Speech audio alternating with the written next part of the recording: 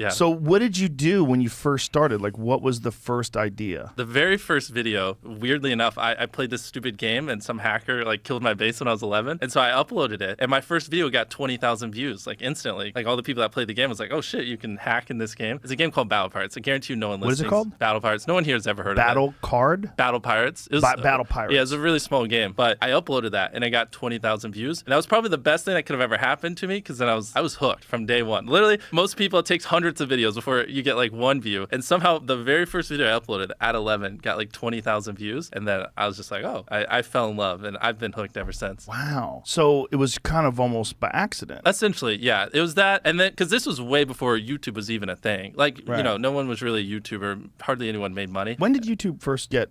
When did it launch? Like 2006 or whatever. Yeah, YouTube was a 6, 7. thing, but like the partner program wasn't really a thing. No one Right. was making money. Right. And it was definitely back before it was cool. Like when I was doing YouTube when I was 14 and 15, like now, you know, it's cool if you want to be a YouTuber in high school or middle Yeah. school. Back then, like no one gave a fuck. You know what I mean? It was like you're just worried they would try to play your videos in class or make fun of you or stuff like that for it. So, but how did it evolve to what it is now? Was it a vision? Was it a slow, sort of a gradual increase in numbers? And Yeah, I mean, it was about as slow as it gets. When I was a young teenager, I was getting no views, had no money, had no equipment. And so for the most part, it was just like, I was just trying to scrounge money so I could buy equipment because I was using my brother's old laptop. And so like my first couple hundred videos, I didn't have a microphone. Like imagine just like crackly, terrible voice. And so once I got monetized, I saved up for a few months. Like I told you, I bought a microphone. I can just give you a mile high history. And I saved up for like 6 months. I mean, I was just doing video game videos and they were terrible, but I saved up. I got a real computer. So now I could actually record the video game in high quality. I have a microphone. I'm like 15 and I just kept going and going, trying to figure out like what are some of like the hot spots. Like essentially up until 18, I had been doing YouTube pretty religiously, but I was making no money. Like this is kind of the turning point was when I graduated from high school. And my whole life I was like, I want to be making enough money by the time I graduated to do this full time. And I wasn't. I was still only making a couple $100 a month. So I graduated high school and my mom was like, either move out or go to a community college. And I didn't have enough money to move out, but I really I hated school with a passion. But she forced me to go to community college. That was the worst thing ever. Like that made me hate life. Like borderline suicidal. I just can't stand like having to just sit there and listen to this dumb stuff and listen to some teacher read out a book. So what I did was I would act like I was going to community college, but I would just work on videos in my car and edit and stuff like that. I had straight zeros.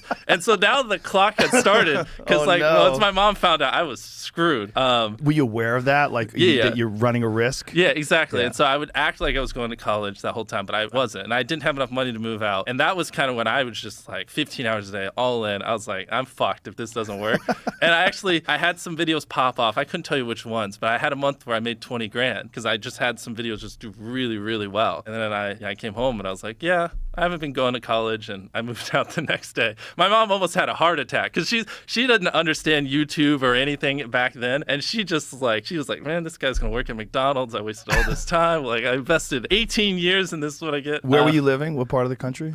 North Carolina. That's where I've lived almost my whole life. And so how does she feel now? Oh, she's great. Is she like she's flabbergasted? beyond happy. Yeah, she loves it. You know, put her in front of her friends. She loves talking about it. She obviously. Oh, I great. always knew little Jimmy was gonna be a success. No, she doesn't try to hide it. We would fight all the time. Even in high school, like, you know, never once studied. I literally wouldn't even take my books home. Like I legit don't think I studied once all of high school at my house. And so we would fight a lot. I didn't have the best grades. And so I would just make videos and she didn't understand it, especially because back then it was just a whole different world. Like there wasn't really a thing as a full-time YouTuber and stuff. And so it was a lot of arguments, a lot of drama, but ended up working out. She's happy. The thing is, it's like nobody saw this coming, right? So you can't blame her. But especially me in like the middle of North Carolina in a small town. I had like horrible acne. I'm you know, especially back then, really awkward. It's like no one, like people would have bet $1 million that I wouldn't be a YouTuber. You know, it makes no sense. But I just like, I have, you know, hyper obsession and I love this. And given enough time, anyone can solve it. Well, there's a lesson in that for people, really. Like if you do have a hyper obsession to something, there's a lot of people that think that because they're bad at school or because they're not interested in school, that they're destined to be a loser. Yeah. And that's not true. You can, the problem with school school is too rigid. Like regular public school system, sit down, underpaid teacher, disinterested, not really connected with the work. You're not connected with it. You just can't wait to go home and do what you like to do. Exactly. And you get this thought in your head like, oh my God, I'm going to be a loser. I mean, that's how I was when I was in high school. I thought I was going to be a loser. Well, and you take it a step further, because I thought,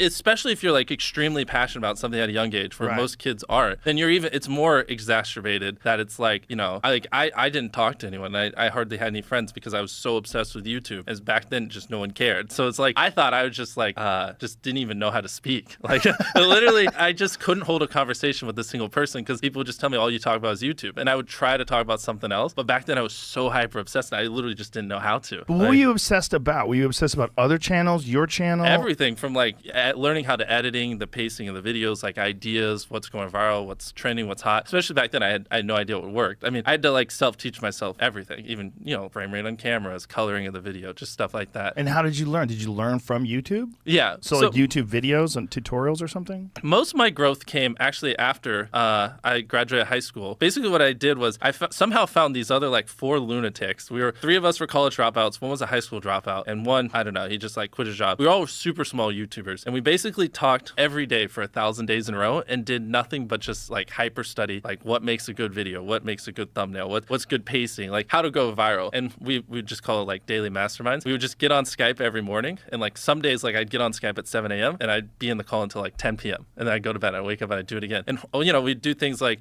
take 1,000 thumbnails and see if like there's a correlation to the brightness of the thumbnail to how many views it got, or like like videos that get over 10 million views is like how often do they cut the camera angles, or like things like that. Really? So you micro-analyzed everything. Really? Yeah, just we were very religious about it, and so that's where most of my knowledge came from. Is I just surround myself with these lunatics, and just every day, like we didn't do anything, we had no life. But everybody had sort of a similar vision. Yeah, exactly. And so we all had like 10,000-20,000 subscribers when we met, and by the time we stopped talking, we all had millions of subscribers, and we all hit 1 million subscribers like within a month. It's crazy because it's like if you envision a world where you're trying to be great at something, and it's just like you learning and fucking up and then learning from your mistakes. Also, my mom told me not to curse. Sorry, Mom. If someone could just like edit out the swear words and give it to me. Sorry, Mom. Yeah, so I could give it to my mom to listen to. That would be great. But like, you mess up, you learn from your mistake. You mess up, you learn from your mistake. You in 2 years, might have learned from 20 mistakes. Or if you have like 4 other people who are also messing up, and when they learn from their mistake, they teach you what they learn. Stuff like that. Hypothetically, you 2 years down the road have learned like 5 times more of the amount of stuff.